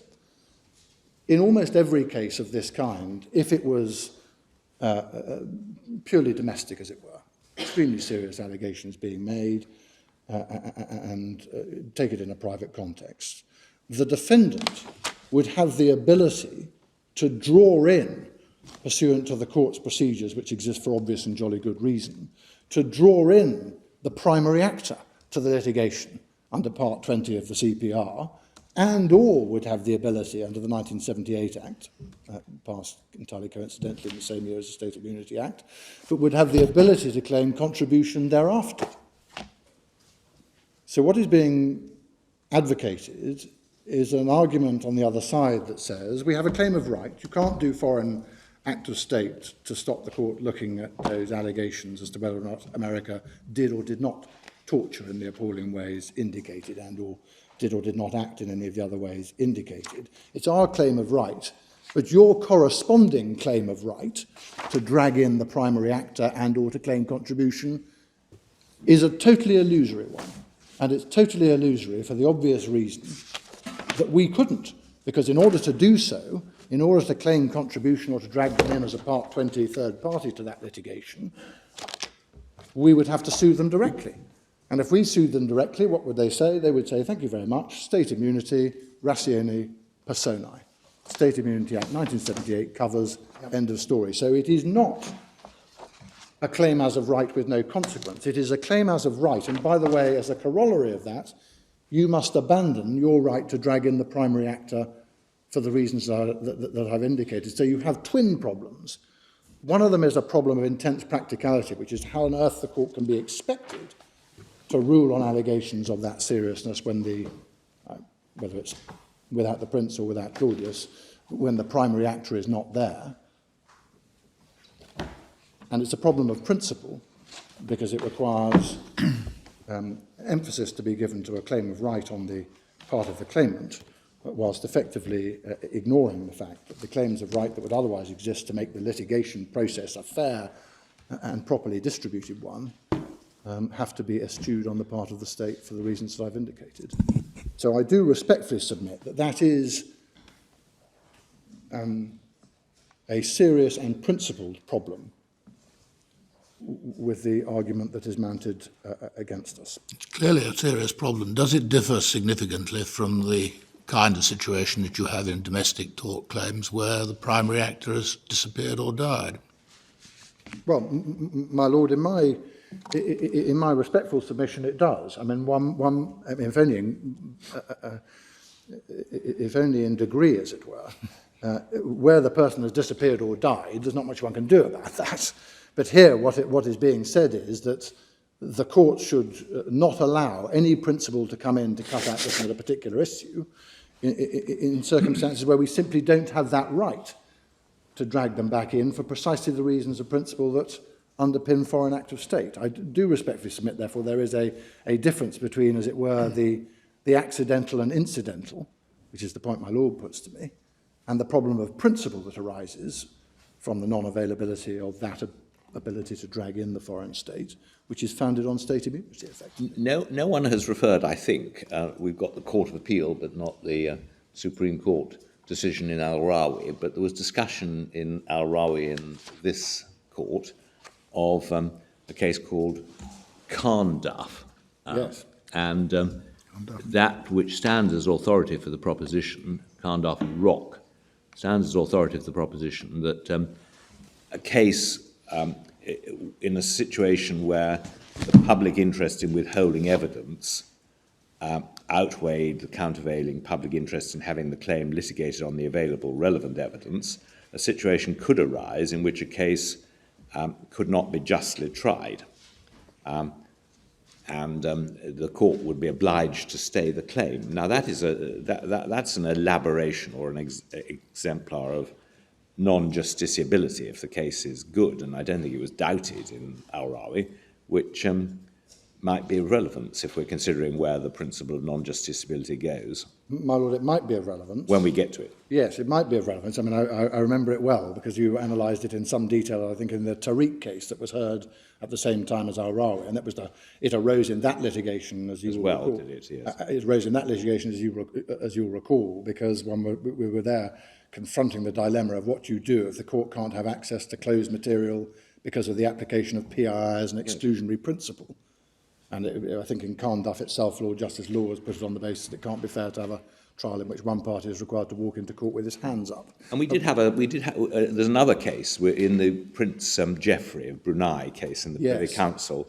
It was a very odd situation because we weren't allowed to construe the Brunei constitution, contrary to courts below, which could deal with all issues. We were confined to non-constitutional issues. And we did, I think it doesn't appear very clearly in the judgments, but there's a reference to it. You were thinking along those lines there as well. well. We said there might be situations where we would simply have to say this is not triable because it can't be tried fairly. My lord, yes. I mean, it's an interesting thought because one can see it echoing into this argument in a whole variety of potentially slightly different ways. Yes. I can see it echoing in as it were, to guide the shape of the principle. Yeah. But one can also see it echoing into the argument that we're having as it were, a more extreme expression of what foreign act of state does already in a rather more limited way. Yes. Well, it's essentially the problem that arose in Hamilton and Al-Fayed, isn't it? Yes, similar. Where, because Mr. Hamilton couldn't defend himself on account of public interest or parliamentary immunity. My lord is right. Therefore, the whole case had to go. My lord is right. It's the same thought. It's the same principle. Yeah. But you're saying that whether you get to untriability or not, consideration of the kind of practical, of the impossibility that you're talking about, is an indication of why foreign act of state goes hand in hand with state immunity. Yes. I do put it that way, and I've also emphasised it, I hope not at too much length, but I've emphasised it here because it isn't a feature that is terribly clearly expressed through the case law as an underpinning rationale, but it is a set of consequences that necessarily attaches if you say foreign act of state just doesn't exist as a common law principle. You will always get into this situation, or you'll almost invariably get into this situation, both with the practical difficulties of trying the issue and also with the principal difficulties of not being able to drag them in or claim contribution from them or anything of that kind because of ratione personae immunity. So, my lords, that's those are the rationale. And just by way of final footnote in relation to that, I said, look at that little section of the Court of Appeal judgment in Belhaj, if you would, for the analysis of the rationale, with the addition of the points that I've just made, and emphasise paragraph 67 of their judgment, where they concluded in terms that foreign act of state, just to put a flag up for when we come to deal with Shergill, foreign act of state was not limited to a situation in which there exists a pure lack of judicial competence, because the issue is intensely political or whatever it may be. It's not limited to that. It's not pinned on those foundations alone. That's perhaps all I need to take from that paragraph. And they also, for good measure, and again we respectfully submit correctly, concluded that the Supreme Court did not so decide, in other words, did not decide that foreign act of state was founded only and solely on judicial competence. It wasn't just a principle of judicial competence. They concluded that the Supreme Court did not so decide in Shergill, and we respectfully submit that they were right on that as well, for reasons I'll come to develop. So the third element, C in my list, if we're doing A, B, C for the big points, is the conception of foreign act of state. How does it work? And again, we respectfully agree with the Court of Appeal in Belhaj. Paragraph 68 is the relevant paragraph in terms of how it operates.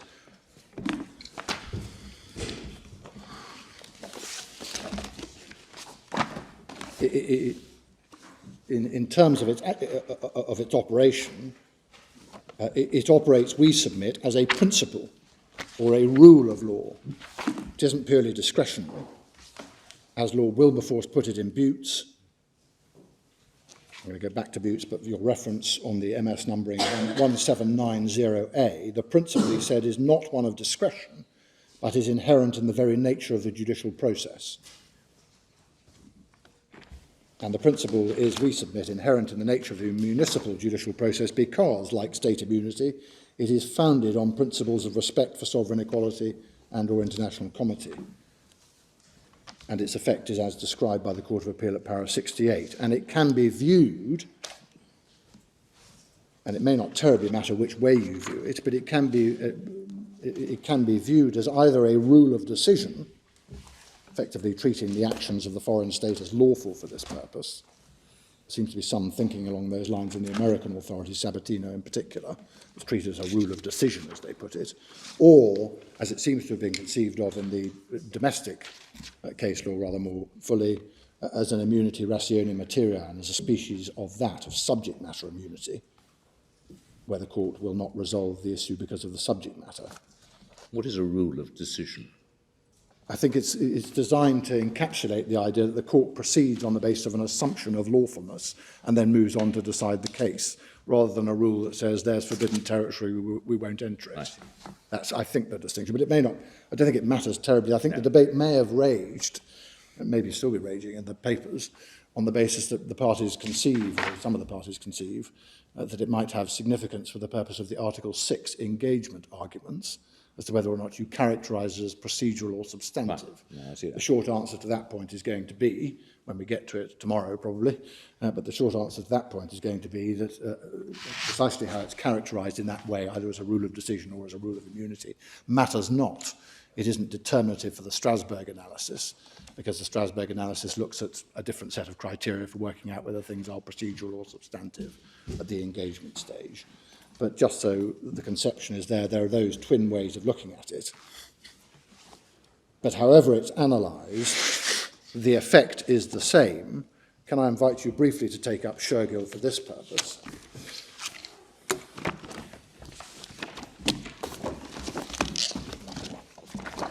Authorities 1, tab 1, MS 1483.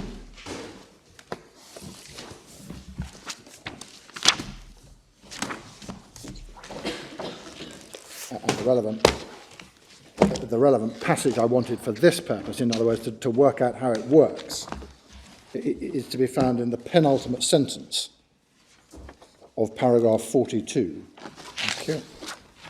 You'll recall that the court is here analysing, in this paragraph, cases of the category they identify at the beginning of it, of that paragraph, and you see in about the second or third sentence, the paradigm cases are the non-justiciability of certain transactions of foreign states and of proceedings in Parliament. We'll come back to what transactions means in a short while. And then you'll see you've put transactions halfway, just above the letter G, you've put transactions in inverted commas, recognising there's some fluidity to the concept or possibility of debate about the concept. But the sentence I wanted is between G and H. The distinctive feature of all these cases, and you've cited Butts there, is that once the forbidden area is identified, the court may not adjudicate on the matters within it, even if it is necessary to do so in order to decide some other issue, which is itself unquestionably justiciable.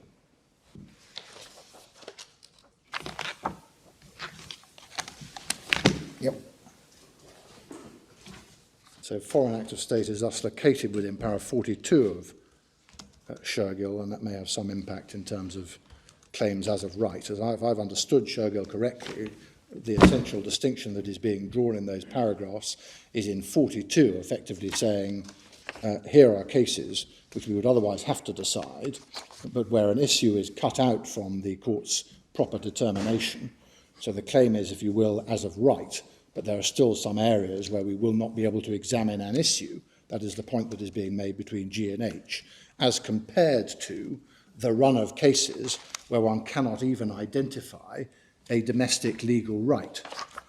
And the classic examples of the cases on that front, the hodgepodge of cases, CND, Al-Haq, about trying to inveigle the courts into judicially reviewing whether or not the government should condemn the activities of Israel in Gaza, and Abbasi and so on, and then Gentle, which I know my Lord Sumption will recall the way the argument went in Gentle. So that's the basic framework of principle. Can I then briefly touch on some of the core cases and go to Butts first of all? Butts is in bundle 1, Yep. Behind tab 8.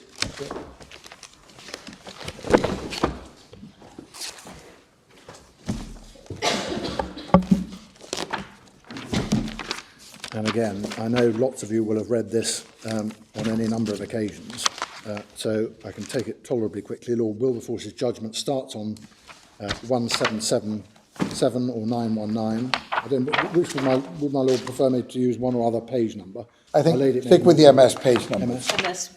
1777 is where Lord Wilberforce's judgment starts.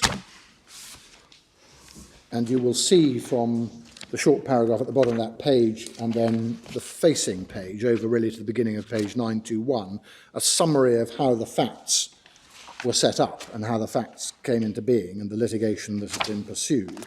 But in a nutshell, as you will see from those paragraphs, Butts sued Hammer and Occidental.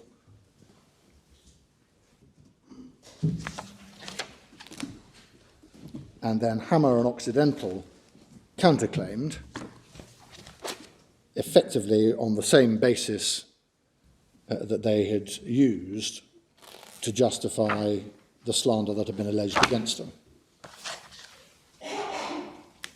Effectively, that they had been cheated out of their concession by a conspiracy, echoes of this case, by a conspiracy involving Butts and Sharjah.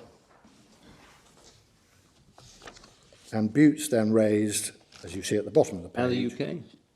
And the UK. And the UK, I think, and Iran. I think they were all... Necessarily the UK, which I think at that stage was, to put it mildly, a power in Sharjah. Yes, and had overseen the alleged dirty dealing.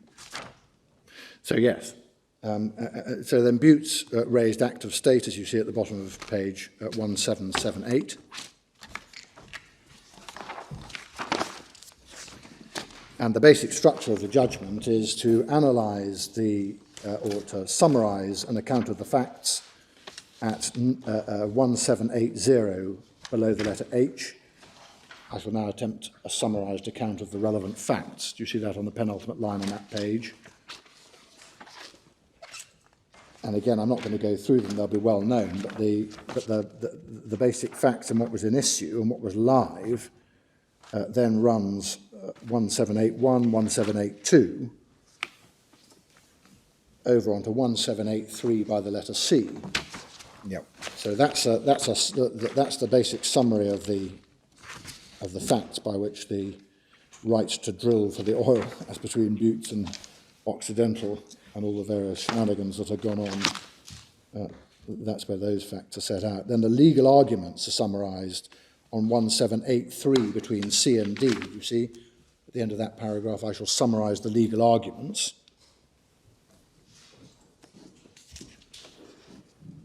Yes. And that runs through onto the next page by the letter C, 1784. And you will note, in relation to the legal arguments being run by Buttes, who raised Act of State, the thirdly argument on page 1783 by the letter F.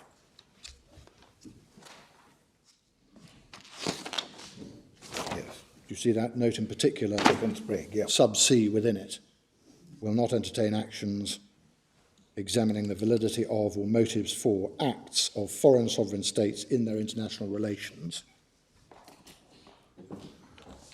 And then you see the points that are being run in answer by Occidental. In particular, note numbers 2 and 3 in terms of their arguments between B and C on 1784.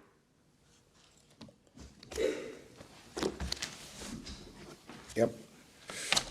So then Lord Wilberforce goes on to deal first of all with what is a slightly side argument so far as we are concerned, which is the territorial argument.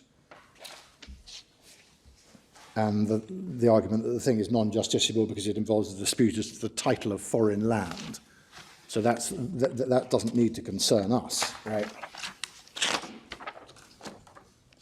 But you will see, in relation to that, the beginnings of references to what became or what becomes fully analysed as the Kirkpatrick doctrine.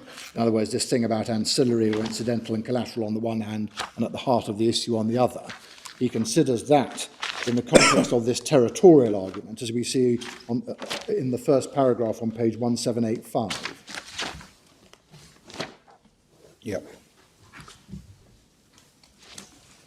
I think for all the emphasis that has had placed upon it in the context of foreign act of state, one of the oddities of Buttes is that it features here in the context of the different argument about whether the thing is non-justiciable because it involves a dispute about the title of foreign land.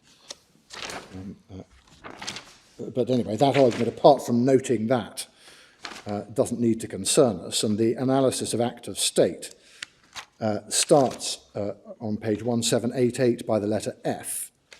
But again, you can probably, for the purpose of this appeal, ignore the first two paragraphs of that, because they deal with Crown Act of State. That's the piracy case, Burren and Denman, but naturally they would be concerned with that in this case. And so the Foreign Act of State bit starts at the beginning of page 1789, first full paragraph on that page. Thank you.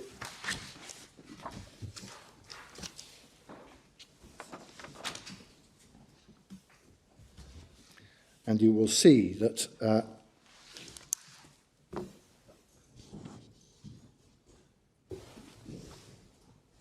there is a description come in this litigation, I think, if I've analysed it or if I've understood it correctly, this litigation has come to be known as the narrow version. I'm not sure it terribly matters because they're all part of a unitary principle, it might be thought. But at least a conception of a foreign act of state is described by Lord Wilberforce between the letters A and F on page 1789.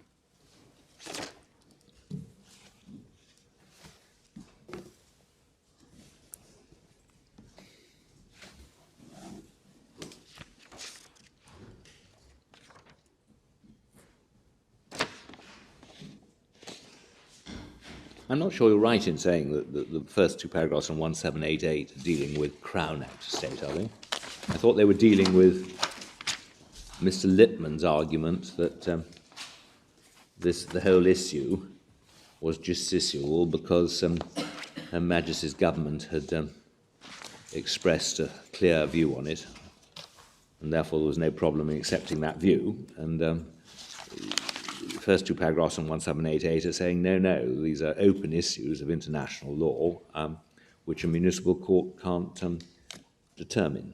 And he says, I take... My Lord, I'm sorry, I was referring to the last two paragraphs on page 1788.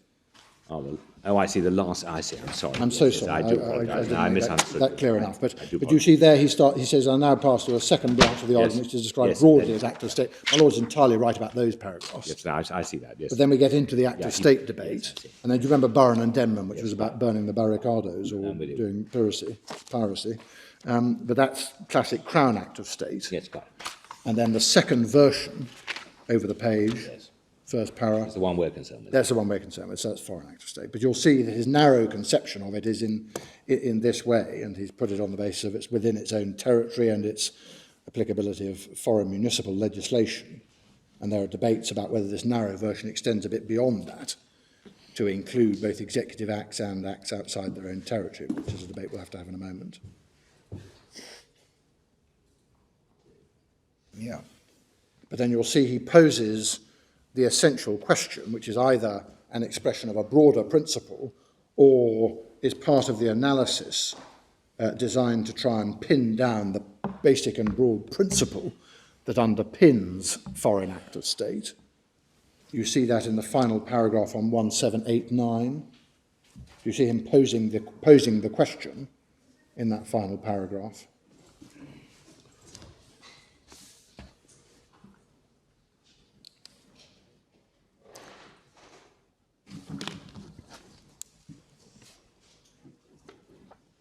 Will not adjudicate upon the transactions of foreign sovereign states, and then answers it in the affirmative in the first paragraph on page 1790.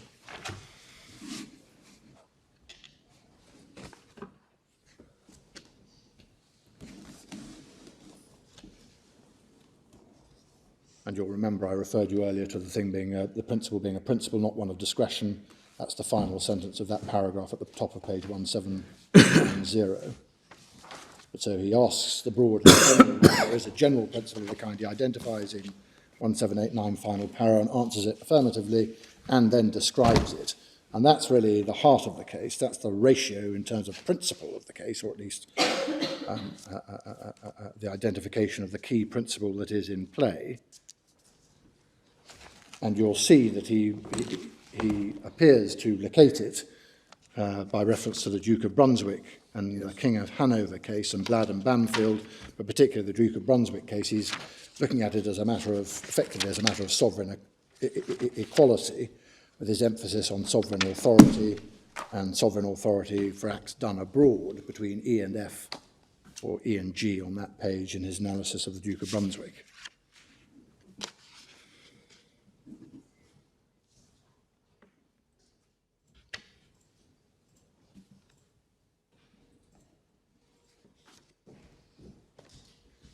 And you'll note, if you go back to the question as he's posed it, and the principle which he's asking about, posing the question, does the principle exist? If you go back to that between G and H on 1789, a more general principle, the courts will not adjudicate upon the transactions of foreign sovereign states. So this isn't a principle which is located in that difficult territory where you're dealing with treaties between foreign states. It isn't transactions between foreign states necessarily.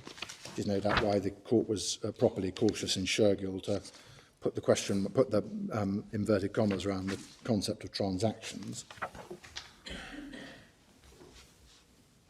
And of course you will recall that, we'll come to see it in a moment, but the Duke of Brunswick, just as Underhill and Hernandez, which Lord Wilberforce then turns to over the page on 1791, those were both cases involving acts of foreign states in a sovereign capacity abroad rather than any dealing between states. So it's the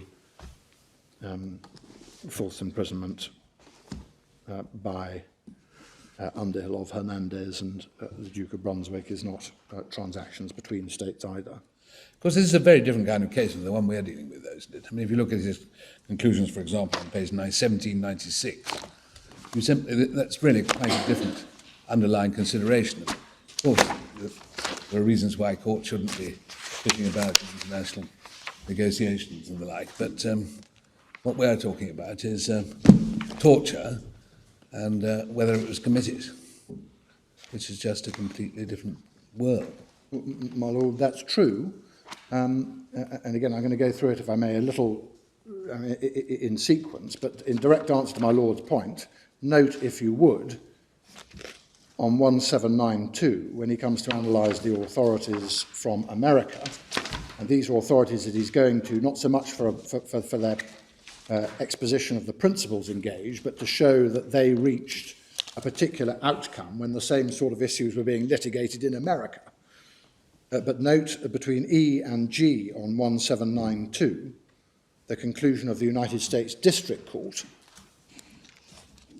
because what one was dealing with here was not just treaties between foreign states and all of that, but one was dealing with directly with an allegation of conspiracy.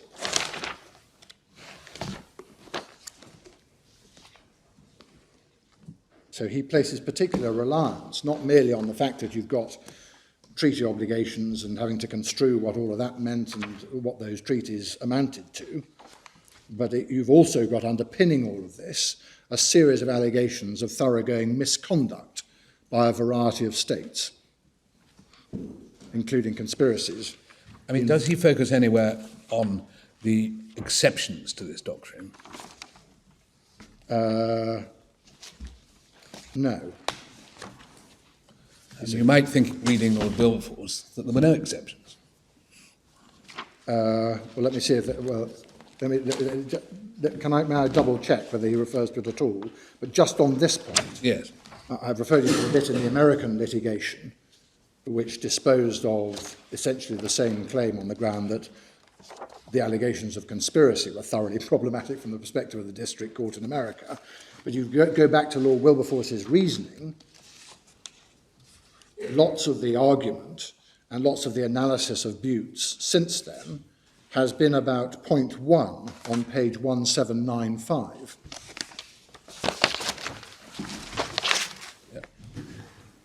Now that's absolutely, if I can call it this, that's pure CND territory. That's what does the treaty mean? Can we rule on that? So we're getting into international law, and how do we determine that? They decide in this document, that document, the other document. But just look at 2.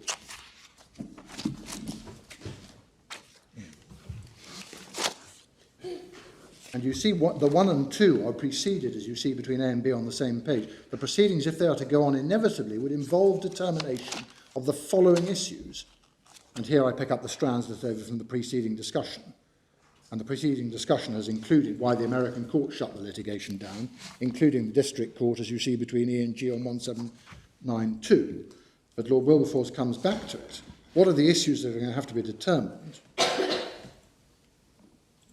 Look at F on page 1795. Necessary to show that these actions were brought about by Buttes, more exactly by fraudulent conspiracy between Buttes and Sharjah. This certainly involves an examination of the motives, exclusive or dominant, for the action of Sharjah, making and, if proved, backdating the decree of 1969 and 70. It involves establishing the actions at least of Sharjah, and it appears also of Iran and of Her Majesty's government were at some point unlawful, etc., etc., etc. Unlawful conduct cannot mean unlawful under any municipal law, etc. But if you read the whole of 2,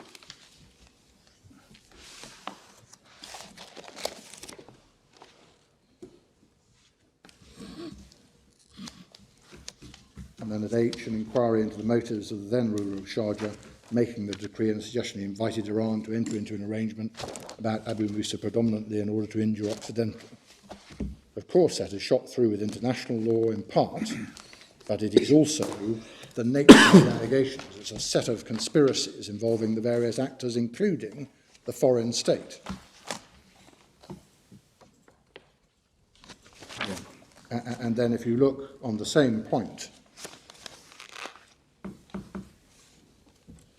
again, the passage which is normally focused on is the paragraph that my Lord Clerk has just drawn attention to, 1796 first para. Yep.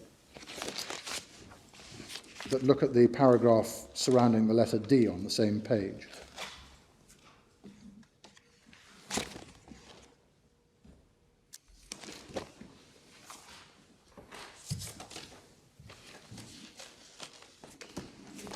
So it is of course, it's a set of facts, and the melting pot includes what it includes, and it undoubtedly does include the kind of transaction between foreign states, treaties, relations between international states, but it also includes thoroughgoing allegations of wrongdoing and conspiracy involving foreign states. And that, no doubt, it's the power politics point, isn't it? Yeah. It is power politics. But that's what was non-justiciable according to any manageable standards.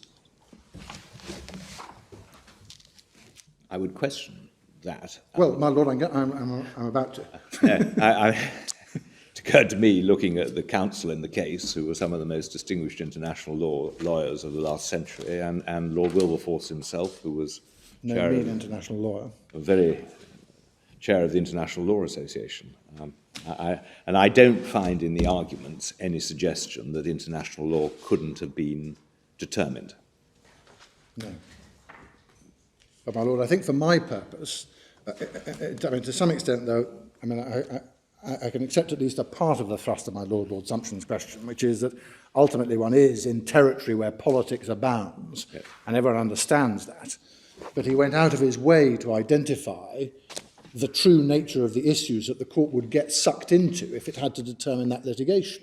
Yes. Now, of course, all cases are different, but at least a strand of the facts and the issues that the court would get dragged into that caused him considerable concern were the series of allegations about wrongdoing by the foreign state. But they were wrongdoing in the form of, weren't they, principally a dishonest manipulation of an internal piece of legislation.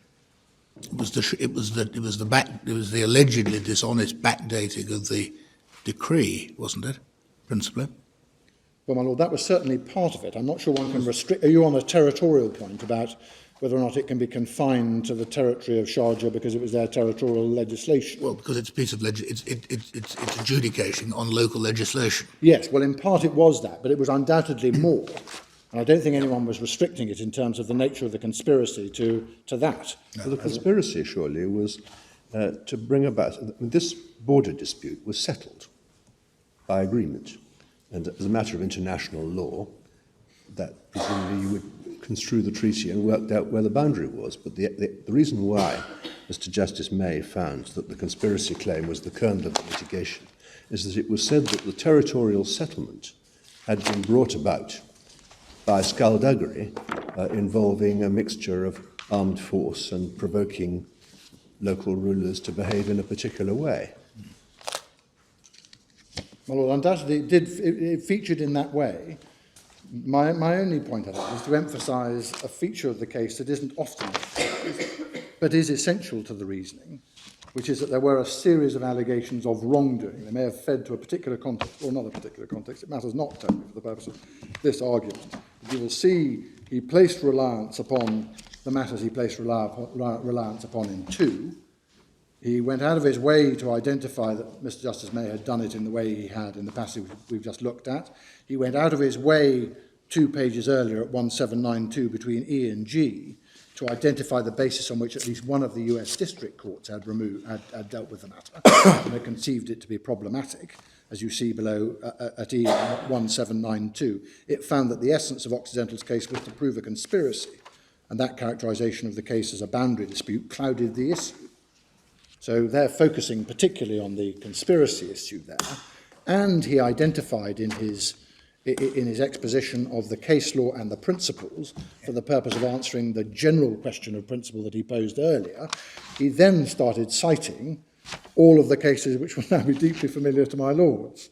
So if you go back again, sorry to jump around in the case, but if you go back to 1791, and I'll finish here if I may, I'm sorry, I'm a little over with the enthusiasm of boots.